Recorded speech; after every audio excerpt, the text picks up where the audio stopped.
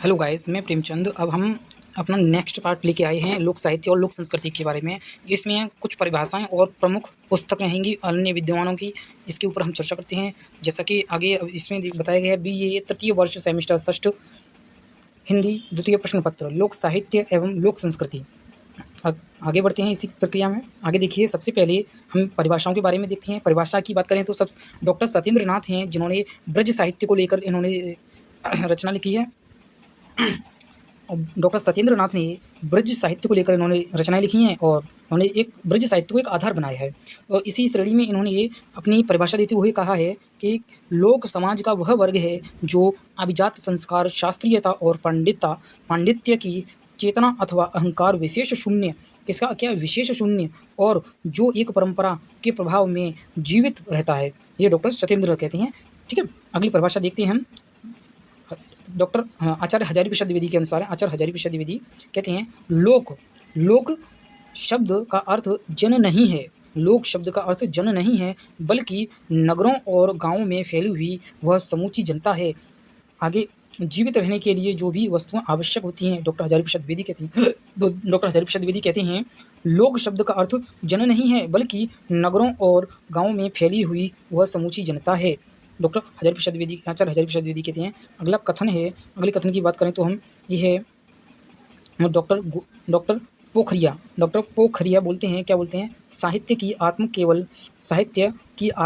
केवल लिपि में ही संकुचित नहीं हो सकती। साहित्य की आत्मा केवल लिपि में ही संकुचित नहीं हो सकती, आपका बनाया जाता है। ठीक है, साहित्य की आत्मा केवल लिपि में ही संकुचित नहीं हो सकती, इसे व्यापक बनाया जाता है। ठीक है, ये कहते हैं डॉक्टर पोखरिया। आगे अगले जो विद्वान हैं, अगले विद्वान कहते हैं डॉक्टर धीरेन्द्र वर्मा। डॉक्टर धीरेन्द्र वर्मा हैं, वो कहते हैं वास्तव में लोक साहित्य वह मौखिक अभिव्यक्ति है। वास्तव में लोक साहित्य वह मौखिक अभिव्यक्ति है जो भले ही किसी व्यक्ति ने गढ़ी हो, लोक मानस प्रतिबिंबित रहता है। ठीक है, कहते हैं, क्या कहते हैं डॉक्टर धीरेन्द्र वर्मा, वास्तव में लोक साहित्य वह मौखिक अभिव्यक्ति है जो भले ही किसी व्यक्ति ने गढ़ी हो, लोक मानस प्रतिबिंबित रहता है।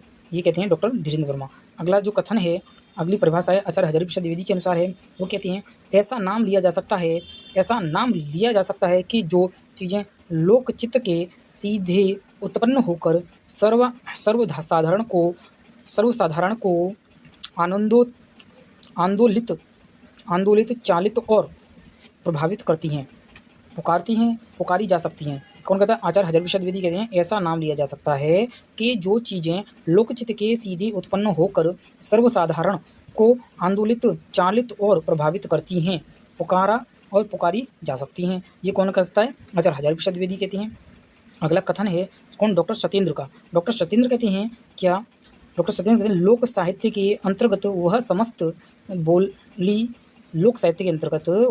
बोली या भाषागत अभिव्यक्ति आती है। डेडेस आगे है, अपने ही व्यक्तित्व की कृति स्वीकार करे। यानी लोक साहित्य के अंतर्गत वह समस्त बोली या भाषागत अभिव्यक्ति आती है। ये कहते हैं डॉक्टर सत्येंद्र। ठीक है, आगे की बात करते हैं। अगली जो परिभाषा है, जब कभी शास्त्र में रूढ़ी आती है, जब किसी शास्त्र में रूढ़ी आती थी तो उसे लोक पुनर्जीवन मिलता था। ठीक है, जब किसी शास्त्र में रूढ़ी आती थी तो उस लोक से पुनर्जीवन मिलता था। समाज रहा है। ये क्या? कौन? विद्यानिवास मिश्र कहते हैं। ये इनके बढ़िया कथन है। क्या कहते हैं? जब कभी शास्त्रों में रूढ़ी आती थी तो लोक उसे पुनर्जीवन मिलता था। तो लोगों को क्या, लोक में से क्या मिलता था? हमें पुनर्जीवन मिलता था। अगला कथन है डॉक्टर सत्येंद्र का है। डॉक्टर सत्येंद्र कहते हैं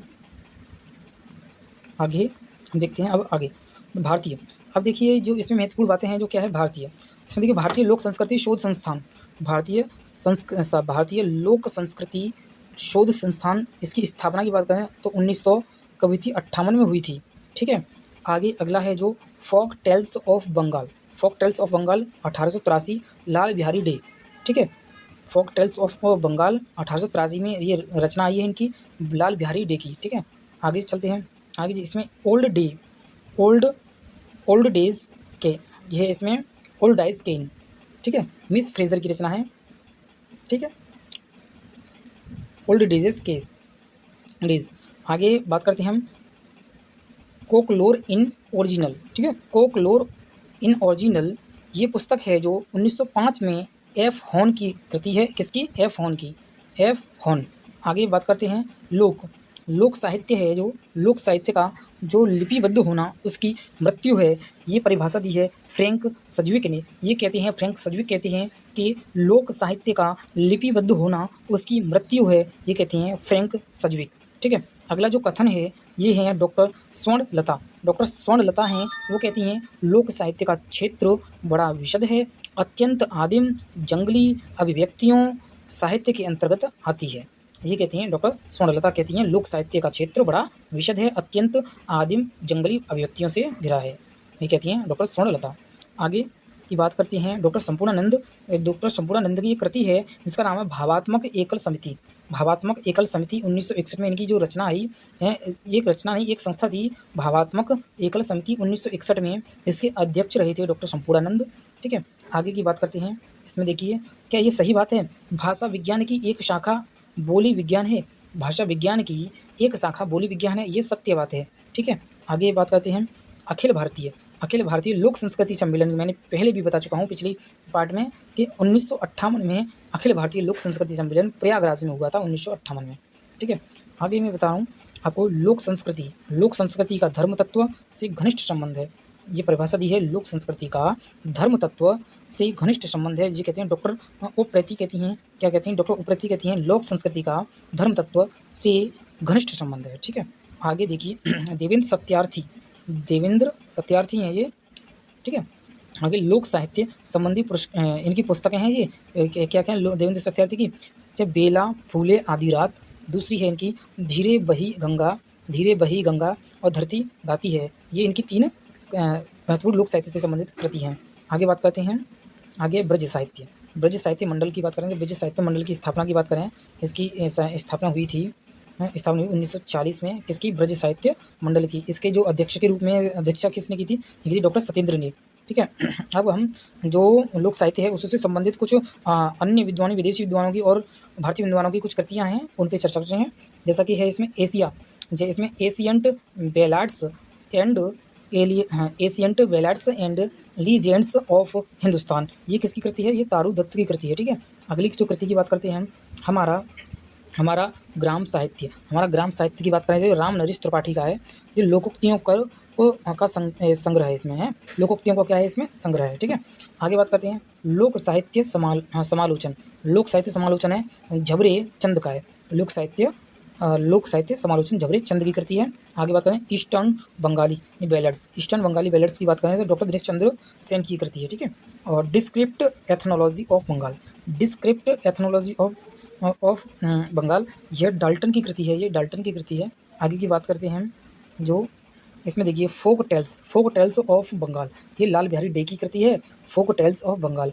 और एक और है बंगाल पीजेंट लाइफ, ये लाल बिहारी डे। ये दोनों कृतियाँ लाल बिहारी डे की हैं। कौन सी? फोक टेल्स ऑफ बंगाल और बंगाल पीजेंट लाइफ, ठीक है।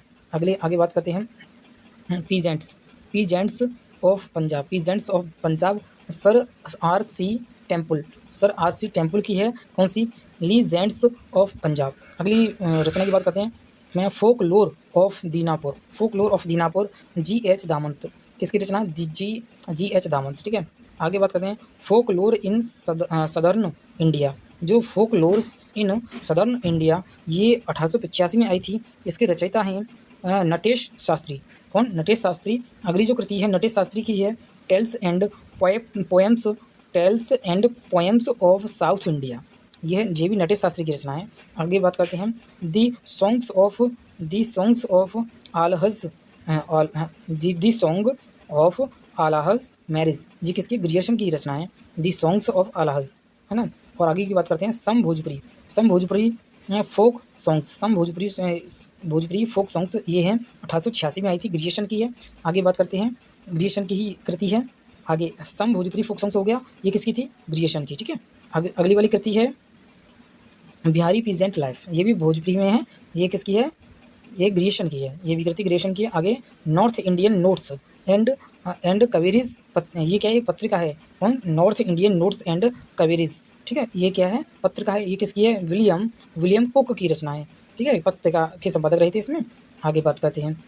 Okay, popular revision and folklore of northern India, popular revision and folklore of northern India, ये पुस्तक है। ये भी पुस्तक पोको की है, ये 1886 में आई थी, ठीक है। आगे मैन इन इंडिया, ये शरत चंद्र राय की है, ये पत्रिका है, ये बिहार के थे, ठीक है। और शरत चंद्र ये बिहार के थे, ये पत्रिका है मैन इन इंडिया। आगे बात करते हैं रुड़याली रातें, ये झबरे चंद जो मेघाड़ी की रचना है, वही है जो ऊपर है, कौन से, रुड़याली रातें, झबरे चंद्र मेघाड़ी। आगे बात करते हैं पंचतंत्र, तो ये मोस्ट इंपॉर्टेंट है, पंचतंत्र विष्णु शर्मा की रचना है। आगे बात करते हैं the tales of the Punjab, J F A टील्स की है, ये एफ ए टील्स की रचना है इसकी, दी टेल्स ऑफ द पंजाब। टील्स से टील्स ऐसे याद रख सकते हैं आप। आगे रचना की बात करें तो हम, ये हातिम टेल्स की बात करें, ये सर आरेल स्टाइन, किसकी, हातिम टेल्स है सर आरेल स्टाइन, ठीक है। आगे गोपी चंद्र की ऐतिहासिकता का जो वर्णन किया है, जो किसने किया है, ग्रियर्सन ने किया है, ये आपको ध्यान देना है। आगे है ब्रज लोक साहित्य का अध्ययन, ये हमारे डॉक्टर सत्येंद्र नाथ हैं। कौन है, डॉक्टर सत्येंद्र हैं। डॉक्टर सत्येंद्र कहते हैं, क्या कहते हैं कि इनकी एक कृति है जिसका नाम है क्या, ब्रज साहित्य का अध्ययन, डॉक्टर सत्येंद्र। आगे की बात करते हैं हम, देखिए आप, जो कुछ स्थापनाएं हुई थी, जैसे कि लोक संस्कृति परिषद की स्थापना किसने की थी, डॉक्टर डी एन मजूमदार, ठीक है। इसकी लोक संस्कृति परिषद की, ठीक है, डॉक्टर डी एन मजूमदार। आगे बात करें, लोक वार्ता परिषद की स्थापना किसने की थी, बनारसीदास चतुर्वेदी की थी, ठीक है, और नरेश के समय में थे ये। अच्छा, आगे बात करते हैं, शार्दुल रिसर्च इंस्टीट्यूट, ठीक है, शार्दुल रिसर्च इंस्टीट्यूट, ये कहाँ से हुई थी, इसकी स्थापना हुई थी राजस्थान से। अच्छा, जो मगही पत्रिका है, ये कहाँ से निकलती थी, पटना से निकलती थी मगही पत्रिका, ठीक है। आगे बात करते हैं हम, अखिल भारतीय फोकलोर सोसाइटी, जो अखिल भारतीय फोकलोर सोसाइटी है, इसकी, ये कलकत्ता से थी, इसकी स्थापना कहाँ किसने की थी, श्री गोपीनाथ सेन ने की थी। अखिल भारतीय फोकलोर सोसाइटी, ये कलकत्ता से है, इसकी स्थापना श्री गोपीनाथ सेन ने की है। आगे बात करते हैं हम, इसमें है आगे, दी फोक टेल्स ऑफ बंगाल, मैं पहले भी बता चुका हूँ, लाल बिहारी डे की रचना है, लाल बिहारी डे, ठीक है। ये इसका दी फोक टेल्स ऑफ बंगाल, है ना। और आगे भोजपुरी लोक कथा है, ये डॉक्टर कृष्णदीप उपाध्याय की है। और भोजपुरी भाषा और साहित्य, ये डॉक्टर उदय नारायण तिवारी की है, ठीक है। आगे की बात करते हैं हम, आगे है इसमें ब्रजग्राम साहित्य का विवरण, डॉक्टर सत्येंद्र, ठीक है। आप अगर ब्रज नाम से कोई भी कृति आती है, ब्रज शब्द जुड़ा हुआ है, तो आप इसमें डॉक्टर सत्येंद्र को आप चुन सकते हैं, उस पर सही टिक लगा सकते हैं, यही आपका सही आंसर होगा, ठीक है। आगे बात करते हैं, भोजपुरी का शेक्सपियर किसे बोला जाता है, बोला जाता है भिखारी ठाकुर को भोजपुरी का शेक्सपियर बोला जाता है। और हिंदी भाषा का शेक्सपियर किसे बोला जाता है, हिंदी भाषा का बोला जाता है कालिदास को, ठीक है। और नहीं, सॉरी, भारत का शेक्सपियर बोला जाता है कालिदास को, ठीक है। आगे है इसमें भोजपुरी का शेक्सपियर बता दिया मैंने, भिखारी ठाकुर। इसका जो इनका नाटक है जिसका नाम है विदेशिया, ठीक है।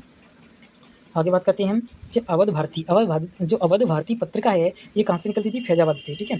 जो ईश्वरी परिषद की स्थापना की बात करें तो ईश्वरी परिषद की स्थापना, ये झांसी में एक जिला है, वहाँ झांसी में इसे मऊरानीपुर, झांसी एक जिला है, वहाँ पे एक जगह है मऊरानीपुर से इसकी स्थापना हुई है ईश्वरी परिषद की, ठीक है। आगे बात है जो कुरु लोक संस्थान कहाँ पे है, ये मेरठ में भाई, कुरु लोक संस्थान मेरठ में, ठीक है। आगे बात करते हैं भोजपुरी संसद की बात करते हैं, भोजपुरी संसद, ये वाराणसी में है, भोजपुरी संसद वाराणसी में।